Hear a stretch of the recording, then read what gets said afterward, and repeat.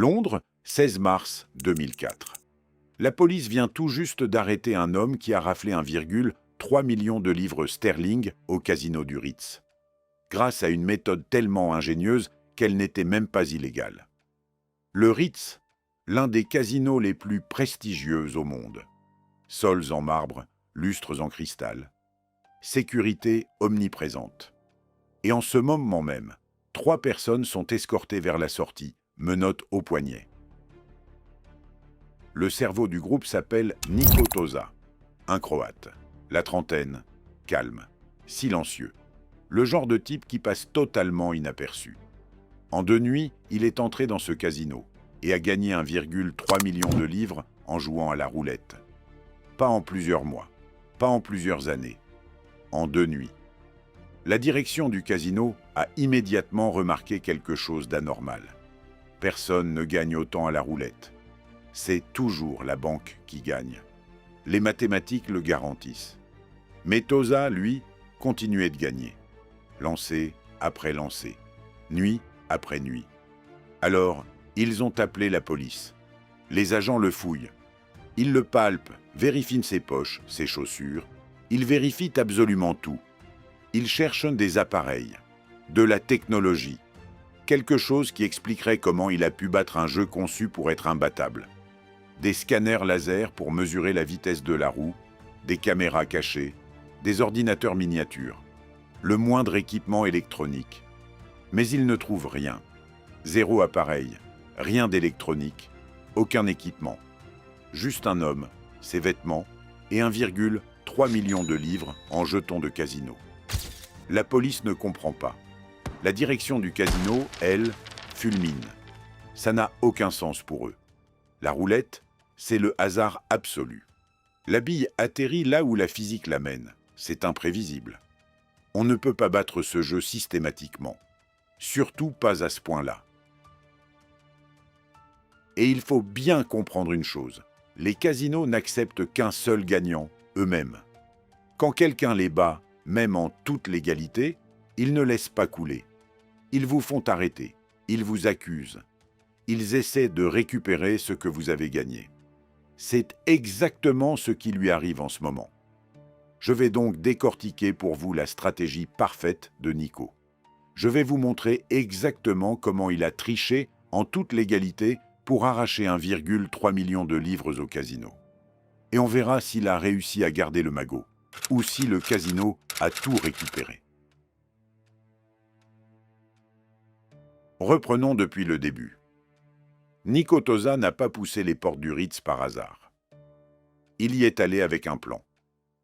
Un plan préparé depuis des années. Tosa n'était pas un joueur professionnel. C'était un physicien. Disons, pas officiellement. Mais il maîtrisait la physique, les maths et les probabilités. Et depuis des années, une question l'obsédait. La roulette est-elle vraiment un jeu de hasard? Tout le monde en est persuadé. Les casinos l'affirment haut et fort. Le cylindre tourne, la bille rebondit et s'arrête là où le destin décide. De la chance à l'état pur. Mais Tosa n'y croyait pas. Parce que la roulette, ce n'est pas de la magie. C'est une roue, une bille, des frottements, de la gravité et de la vitesse. Des éléments qui obéissent aux lois de la physique. Des lois prévisibles. Il s'est mis à faire des recherches, à lire tout ce qu'il pouvait trouver sur la roulette. Des articles de physique, des études sur les casinos, des histoires de types qui avaient essayé de craquer le système. Et il est tombé sur un truc fascinant. Dans les années 70, un groupe d'étudiants en physique a fabriqué un ordinateur. Un mini-ordinateur portable caché dans une chaussure. Ils calculaient les probabilités de la roulette en temps réel. Ils l'ont testé à Las Vegas. Ça a marché. Ils ont gagné de l'argent. Mais dans les casinos, les appareils électroniques, c'est interdit. Ils ont donc arrêté avant de se faire pincer. En lisant ça, Tosa s'est dit « Et si on n'avait pas besoin d'ordinateur? Et si on pouvait faire ses calculs mentalement? Il a passé des mois à étudier les cylindres de roulette. Comment ils tournent? Comment la bille se déplace? Comment la friction la ralentit? Il a compris que les croupiers ne sont pas des machines. Ils ont des tics, des habitudes. Certains font tourner la roue à des vitesses très régulières. D'autres lancent la bille avec exactement la même force à chaque fois. Si on arrive à mesurer ces variables, on peut réduire la zone d'arrivée de la bille. Pas le numéro exact, non, mais un secteur. Une zone, un groupe de 6 ou 7 numéros. Et si vous misez sur tous ces numéros en même temps, vos probabilités explosent. Vous passez de 2,7% de chance de gagner à plus de 15%. C'est un avantage mathématique colossal. Sur le long terme, après des centaines de lancers, cet avantage se transforme en profit. Un profit quasi garanti. Tosa s'est entraîné. Il a acheté une vraie roulette. Il l'a installée chez lui. Il a passé des heures à la faire tourner, à l'observer, à la chronométrer. Il a entraîné ses yeux à pister la bille. Il a entraîné son cerveau à estimer les vitesses de tête. Il est devenu bon, très, très bon. S'entraîner dans son salon, c'est une chose. Les vrais casinos, c'en est une autre. Il y a plus de variables, plus de pression. Il devait tester sa méthode. Il a donc commencé par des petits casinos. Des salles de jeux de quartier avec de petites mises. Et il a gagné, pas à chaque fois, mais suffisamment, avec une vraie régularité. Sa méthode fonctionnait. Il était temps de passer à la vitesse supérieure, le Ritz.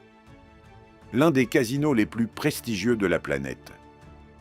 Des limites de mise très élevées, de gros enjeux, et une sécurité qui ne laissait rien passer. Tosa avait gagné dans de petits casinos, prouvant que sa méthode tenait la route. Mais était-ce vraiment du talent ou juste de la chance? Gagner quelques milliers de livres dans un casino de quartier, c'est une chose. Faire sauter la banque de l'un des casinos les plus célèbres au monde en est une autre. Le Ritz emploie l'élite des croupiers. Ils ont des caméras dernier cri et des agents de sécurité surentraînés pour traquer les tricheurs. Si ces calculs étaient faussés ne serait-ce que d'une fraction de seconde, ils perdraient tout. Et s'ils le soupçonnaient de triche, il finirait au poste. Mais Tosa croyait en son système. Il l'avait bossé pendant des années.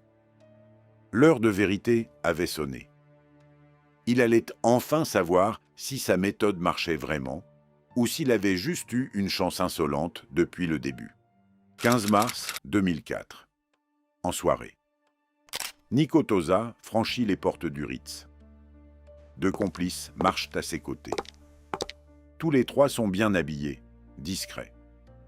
Le genre de personnes qui ont l'air d'être exactement à leur place. Ce soir-là, le Ritz est bondé. De riches clients s'entassent aux tables de cartes. Les machines à sous clignotent. Le champagne coule à flot. L'argent tourne à une vitesse folle. Tosa file droit vers l'espace des roulettes. Il y a plusieurs tables en simultané. Il ne s'assoit pas tout de suite. Il reste en retrait. Il observe. Il observe les croupiers. Leur façon de tourner la roue. Leur façon de lancer la bille. Il cherche la bonne table, le bon profil. Il a besoin de régularité, un croupier qui lance à des vitesses constantes, avec une routine prévisible. Au bout de quelques minutes, il le trouve. La table numéro 7. Le croupier est un homme d'âge mûr, très professionnel, expérimenté. Ses lancers sont rythmés, constants. Tosa s'approche et prend place. Ses deux acolytes s'installent non loin, mais pas à la même table. Ils se dispersent, l'air de rien. Le croupier annonce « Faites vos jeux ». Autour de la table, les joueurs placent leurs jetons. Rouge, noir, pair, impair, numéro sec. Tout le monde parie sur l'espoir. Tosa, lui, ne joue pas encore. Il observe. Le croupier fait tourner le cylindre dans le sens des aiguilles d'une montre. Il lance la bille dans le sens inverse. La bille tourne à toute vitesse sur la corniche, puis ralentit progressivement. La friction l'attire vers le bas. Elle rebondit, cliquette entre les cases et s'immobilise. Le 12, rouge. Le croupier ramasse les mises perdantes et paie les gagnants. Faites vos jeux, lancez suivant. Tosa observe toujours, sans miser. Les yeux fixés sur la bille et le cylindre. Il calcule mentalement les vitesses. Il cherche des schémas. Un minutage précis. Combien de temps met la bille pour ralentir? Où a-t-elle tendance à tomber par rapport à son point de départ? Troisième lancé. Tosa ne bouge toujours pas. Les autres joueurs lui jettent des regards interrogateurs, se demandant pourquoi il ne joue pas. Le croupier, lui, s'en fiche. Des touristes curieux, il en voit tous les jours. Quatrième lancé. Tosa place enfin sa première mise. Pas sur un numéro unique, sur un groupe. Il pose ses jetons sur 6 cases, 2, 25, 17, 34, 6 et 27. Le détail important? Ces numéros sont tous physiquement adjacents sur le cylindre. Pas sur le tapis de mise, mais sur la vraie roue en bois. La majorité des joueurs ne prêtent aucune attention à la géographie de la roue. Ils parient selon le dessin imprimé sur la table. Rouge ou noir, pair ou impair. Mais Tosa, lui, parie sur la physique. Sur l'endroit précis où la bille va tomber. Le croupier lance la roue et la bille. Tosa regarde fixement. Il scrute la vitesse de la bille, la rotation du cylindre. Il calcule. La bille ralentit, tombe, rebondit entre les cases. Et s'arrête. Le 34, rouge. L'un des numéros de Tosa. Il gagne, payé 35 contre 1. Le croupier lui pousse une pile de jetons. Tosa les ramasse calmement. Aucune célébration, aucune émotion. Il se contente d'empiler ses gains. Les autres joueurs le remarquent. Joli coup. Une belle intuition. Lancez suivant. Faites vos jeux. Tosa parie à nouveau. Mais cette fois, il décale sa zone de tir en fonction de ce qu'il vient de voir. Le lancer du croupier était un poil plus rapide. Alors Tosa ajuste sa mise. 6 nouveaux numéros, tous adjacents sur la roue. La bille tourne, ralentit, tombe. Le 15, noir. Encore dans le 1000. 2 victoires de suite. Autour de la table, les gens commencent à le regarder faire. Un joueur se penche vers lui. « Comment vous choisissez vos numéros ?» Tosa sourit, ne répond pas, hausse simplement les épaules. La chance. Il continue, il ne joue pas à tous les coups. Parfois, il passe son tour pour observer et recalibrer ses calculs. Mais quand il mise, son taux de réussite est complètement anormal. Il ne gagne pas à chaque fois, ce serait suspect. Mais bien plus souvent que les probabilités ne le permettent. 30 minutes s'écoulent. Tosa a gagné plusieurs milliers de livres. Le chef de partie, responsable de la surveillance, s'approche et se plante derrière la table. Il observe. La sécurité garde toujours un œil ouvert, à l'affût des tricheurs, des compteurs de cartes ou de paris suspects. Le chef de partie voit bien un joueur qui gagne, mais il n'y a rien de flagrant. Aucun appareil visible, aucune communication avec l'extérieur. Juste un gars impassible qui parie et qui gagne. 1 heure passe. Tosa a accumulé 30 000 livres de bénéfices. Il fait un signe discret à ses complices. C'est l'heure du roulement. L'un d'eux prend sa place et applique la même méthode, les mises groupées, l'analyse visuelle du cylindre. Tosa, lui, file vers une autre table et recommence son manège. À minuit, les 3 complices ont écumé plusieurs roulettes, en gagnant sur chacune d'elles. Pas des sommes démentielles d'un seul coup, mais avec une régularité glaçante. Le casino commence à tiquer. La vidéosurveillance épluche les enregistrements. 3 personnes, 3 gagnants. tous avec des schémas de mise similaires, des groupes de numéros. Ce ne sont pas des paris au hasard, c'est froidement calculé. À 2 heures du matin, Tosa et son équipe passent à la caisse. Bilan de la soirée. 100 000 livres sterling, une petite fortune. Ils ont prouvé que leur méthode était infaillible. Les calculs, la physique, leurs années de pratique. Tout a fonctionné dans un vrai casino, face à de vrais croupiers, sous l'œil des caméras. Ils auraient dû partir, empocher les 100 000 livres et ne plus jamais revenir. S'en aller en vainqueur. Mais ils sont humains. Et l'être humain est cupide. Ils savent que le système fonctionne à merveille. Ils savent qu'ils peuvent rafler beaucoup plus. Ils prennent alors une décision. Ils reviendront le lendemain soir. Pour une dernière session. Un braquage encore plus gros. Petite parenthèse, si cette histoire vous plaît, n'hésitez pas à vous abonner. Ça nous aide énormément à créer d'autres vidéos de ce genre. Allez, retour à notre histoire. Cette décision de revenir, ce sera leur plus grande erreur. 16 mars 2004. Soirée, Tosa et ses 2 associés sont de retour au Ritz. Même entrée, même démarche pleine d'assurance. Mais ce soir, tout est différent. Ce soir, toutes les caméras de l'établissement sont tournées sur EEX. La direction a décortiqué les vidéos de la veille. 3 personnes, 100 000 livres de gains, des paris extrêmement précis par zone sur la roue. Trop régulier pour être de la chance. La consigne passée à la sécurité est claire. Surveillez ces 3-là de très près.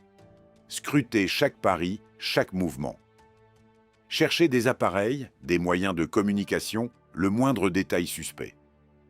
Mais n'intervenez pas. Tout de suite, laissez-les jouer, accumuler des preuves. Tosa l'ignore totalement. Il pense que la nuit dernière s'est déroulée à la perfection. Personne ne leur a posé de questions. Personne ne les a arrêtés. Ils sont sortis avec 100 000 livres. Ce soir, ils comptent bien multiplier cette somme. Frapper plus fort. Parier plus gros, gagner plus. Ils s'assoient à une table de roulette. Ses associés se positionnent à proximité, sur des tables différentes. Même stratégie. Le croupier lance la roue, Tosa observe, calcule mentalement et pose ses jetons sur un groupe de 6 numéros. La bille tombe. Dans le 1000, il gagne.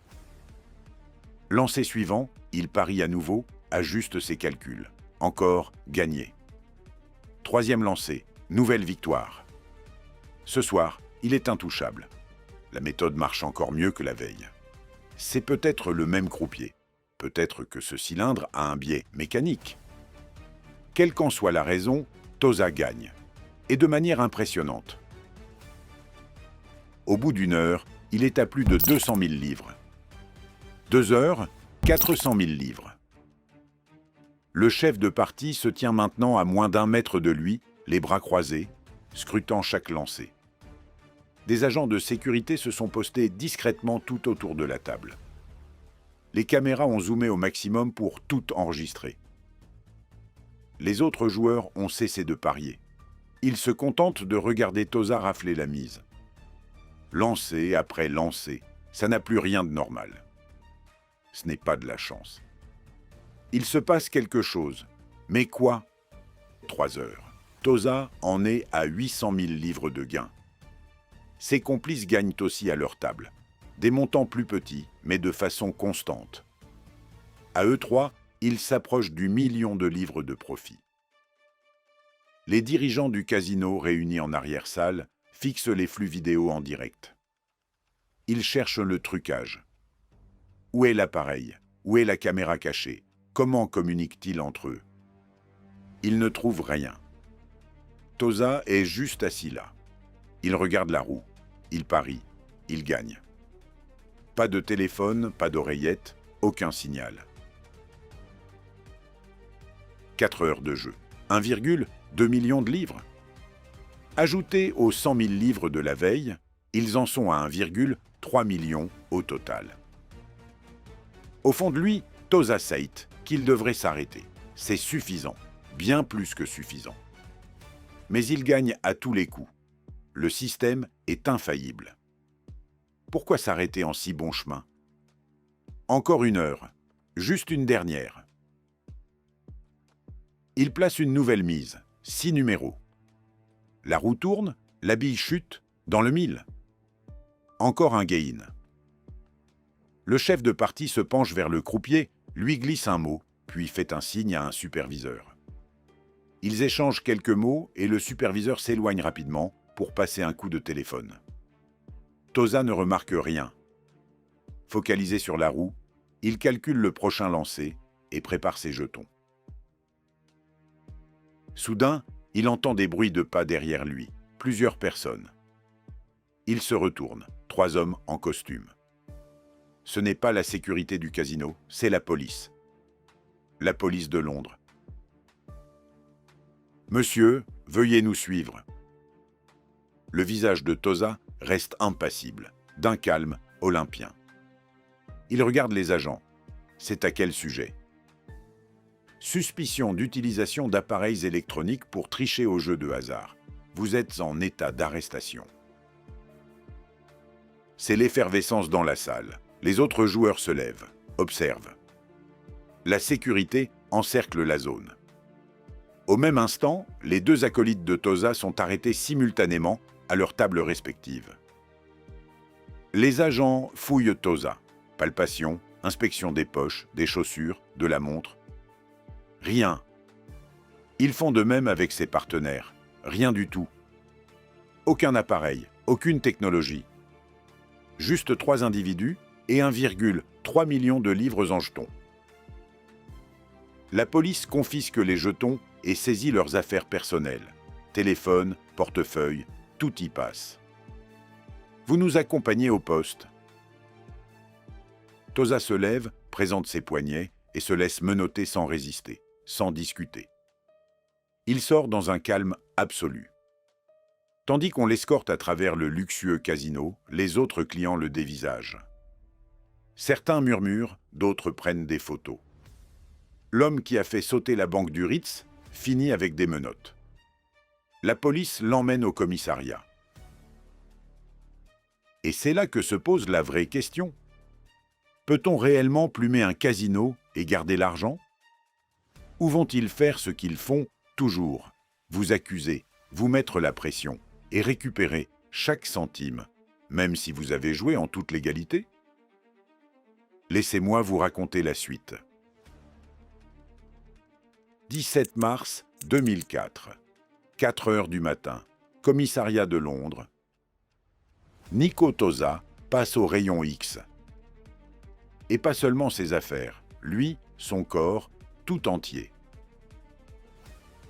La police soupçonne qu'il a caché quelque chose sur lui, un appareil, une puce, un mini-ordinateur. Quelque chose qui expliquerait comment il a gagné 1,3 million de livres en 2 nuits. Il radiographie ses vêtements, ses chaussures, sa montre, sa ceinture. Tout passe au scanner. Les techniciens de la police scientifique analysent les images pour trouver des circuits imprimés, des piles, des fils électriques, le moindre composant électronique. Mais ils ne trouvent rien. Que du tissu, du cuir et des boucles en métal. Des objets on ne peut plus normaux. Ensuite, il démonte intégralement son téléphone portable. Il le démonte entièrement pièce par pièce. Retire la batterie, la carte SIM, la carte mère, et examine chaque composant à la loupe. À la recherche de modifications clandestines, d'émetteurs dissimulés ou de puces inhabituelles. Rien. C'est un téléphone complètement standard, aucune altération. Sa montre, démontée aussi, même processus. Il cherche de la technologie cachée, peut-être un ordinateur miniature déguisé en montre. Rien, juste une montre classique. Son portefeuille, inspecté à la recherche de double fonds ou de dispositifs secrets. Rien, juste du liquide et une pièce d'identité. Dans une pièce voisine, les deux complices de Tosa subissent exactement le même traitement. Pendant près de 20 ans, leurs identités sont restées un mystère absolu. Leurs noms figuraient dans les dossiers de police, mais n'avaient jamais été divulgués publiquement. Personne ne savait qui ils étaient, jusqu'à ce qu'une enquête du magazine Bloomberg Businessweek révèle enfin la vérité en avril 2023. Il s'agissait de Nenad Marjanović, un homme d'affaires serbe, et de Livia Pilisi, une Hongroise alors âgée de 32 ans.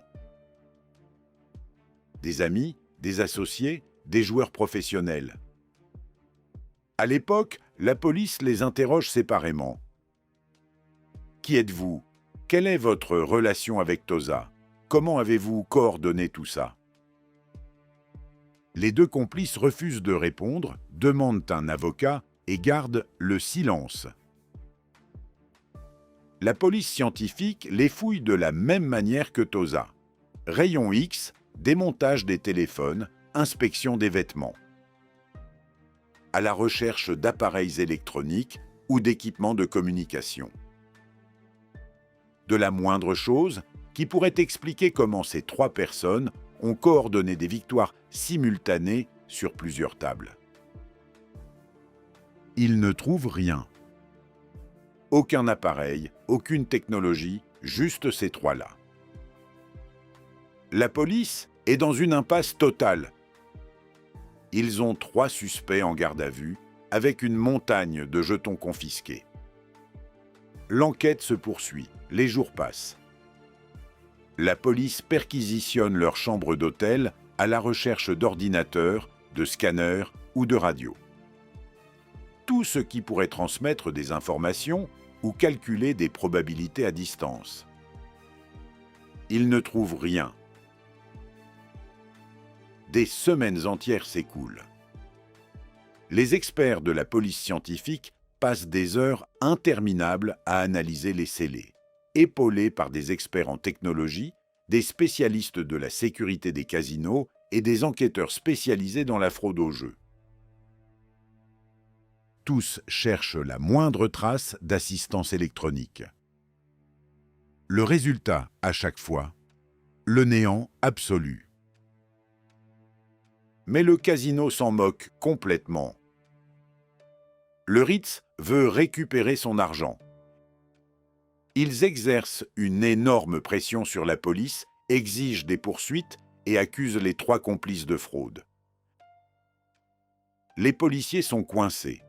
Ils savent qu'il s'est passé quelque chose d'extraordinaire, mais ils sont incapables de prouver que c'était illégal. Peut-on vraiment arrêter quelqu'un sous prétexte qu'il est trop intelligent, trop observateur, trop doué en mathématiques? L'équipe juridique épluche la loi britannique sur les jeux d'argent. La loi stipule très clairement qu'utiliser des appareils électroniques pour tricher au casino est un délit pénal. Mais Tosa et ses complices n'ont utilisé aucun appareil. Alors, quelles lois ont-ils réellement enfreintes? L'enquête piétine.